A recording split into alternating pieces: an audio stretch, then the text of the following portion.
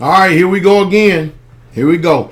And this made the news all the way in New York Post. All right, it was, of course, reported on News Channel 5 here in Tennessee. It says, Prairie cop caught on tape harassing store clerk. Let's go ahead and roll the audio of this and so you can see it. If there's a video link, I'll give it to you, okay? Let's check this out for a moment. Secretly recorded audio that landed a Middle Tennessee police officer in... All right. Tonight, you are about to hear secretly recorded audio that landed a Middle Tennessee police officer in trouble. The explicit recordings raise troubling questions about the officer's conduct and why he still has a job, and a warning. The content is graphic. Our chief investigative reporter, Phil Williams, has this News Channel 5 Investigates exclusive. I don't do big girls. Don't have to. Not with. What you are hearing is a police officer. You do look good, baby. Hot. Talking to a citizen he was supposed to be protecting. The voice. How can you defend speaking to a woman like that? Okay, sir. I don't have any statement. South Carthage police officer Frank Geisenhofer. Everything about Frank is scary. But it's even more scary because he has a badge.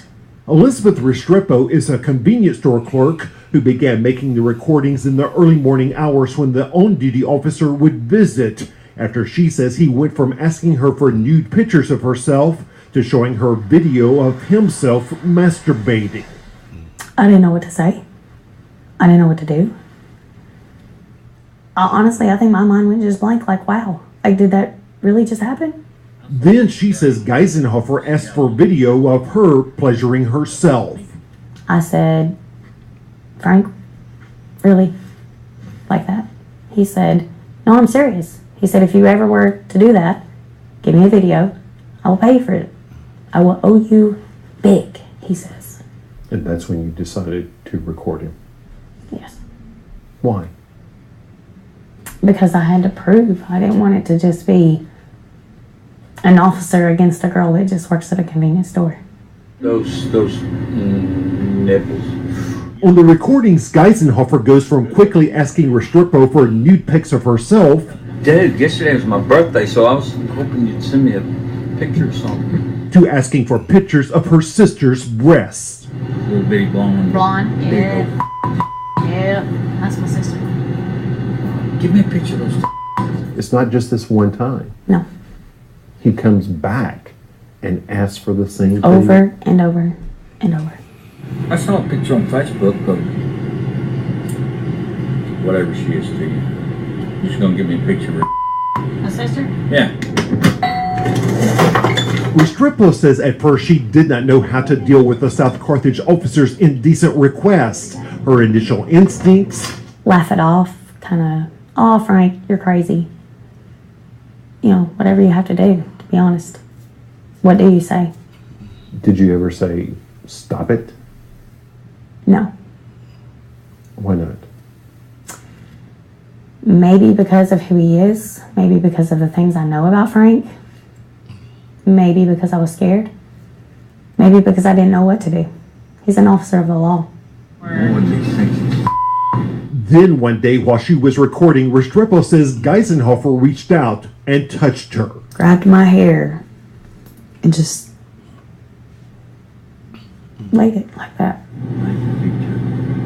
Oh, like that? Just barely. Barely. Yeah. But with your hands on your hip. You could smell his breath.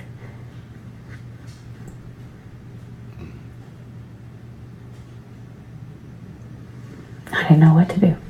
But to stand there and let him do it and record him.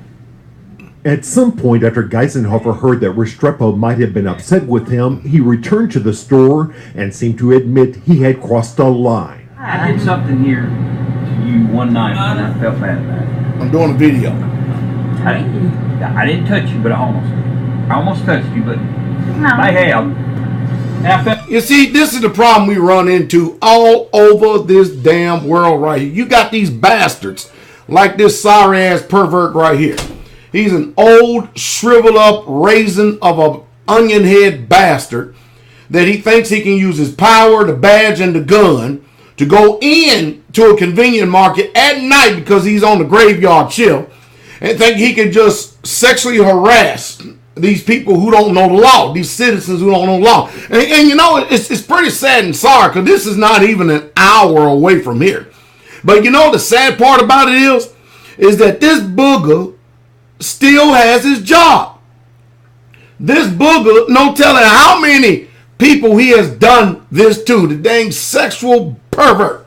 Can you imagine a police officer masturbating and then giving a woman a video of him masturbating and then asking her to show me your and then touching on you and groping you and nothing happens. Nothing happens. Utterly amazing. Hey, it gets better. Let's go on a little bit more. How bad about it? That must have been tough. More than you know. You felt violated? Absolutely. Here's the deal. Finally, in that last conversation, the officer admitted to having shown her the video of himself masturbating. Dude, I can get myself on. Yeah. You know? In fact, see me get myself on. And I raced that too, by the way. I nearly jumped high as the sky because I knew that finally I could prove he really did show me that. And I thought, wow, I finally got him. That's what I thought. It wasn't just your word against the police officer's word. No. You see, and what's going to happen? I mean, she's got proof. She's got all this. What's going to happen? Now, why ain't he going to go to prison? All right, now, listen to me. Let me draw a balance in this. All right, everybody, you have a public life, then you have a private life. All right, follow me? I'm going to try to keep religion out of this and be unbiased as possible. All right, in your private life, what you do in your business, it's yours. It belongs to you. It's you and yours and whoever you're involved with, all right? I may not agree with it, and chances are more likely I won't, but who am I? But when you are in the public and you're on the job and you're doing stuff like this in the public, this is off the chain. This is off the chain. Let me go on a little bit more audio. Listen to this. Tuesday at 10, our investigation continues. No statement. On the recordings, you were talking about asking a woman to expose herself in court. How can you possibly defend that, sir? Sir, no statement. Elizabeth Restrepo took her recordings to South Carthage Police back in December and filed a complaint. In a written statement submitted to his chief, Geisenhofer essentially admitted to everything, although he claims she let him on that she was the first to share inappropriate pictures, something that Carrie Shee emphatically denies. What happened here? It looks like he's still on the job. Well, he is still on the job. After hearing both sides, the chief suspended him for 2 weeks without pay and put him on probation for a year for his conduct in that store. But as you'll hear tomorrow night at 10 on the recordings, he admits to a whole lot more involving at least one other woman. Wow. I don't know what else to say, but wow. Thank you, Phil. Now, if you know anything else about this case or anything else that you would like us to investigate, send us your tips. The email. Hey, that's called American justice. What do you say? It's called American justice. I'm going to actually post a link down here below for you to be able to view. It's a sad situation. It really, truly is. And again, what did I just say? I just got finished making a video telling you how bad cops will lie. Huh? When they ass is in a sling, they are going to lie. It's a sad situation. This don't make no sense. But anyway, you want to check out the rest of it, you want to investigate it, it's down below right here. But this is in Tennessee. It's another one of these areas. Again, two weeks. Now, let me see. What would they have slapped you with? Criminal misconduct. Violation.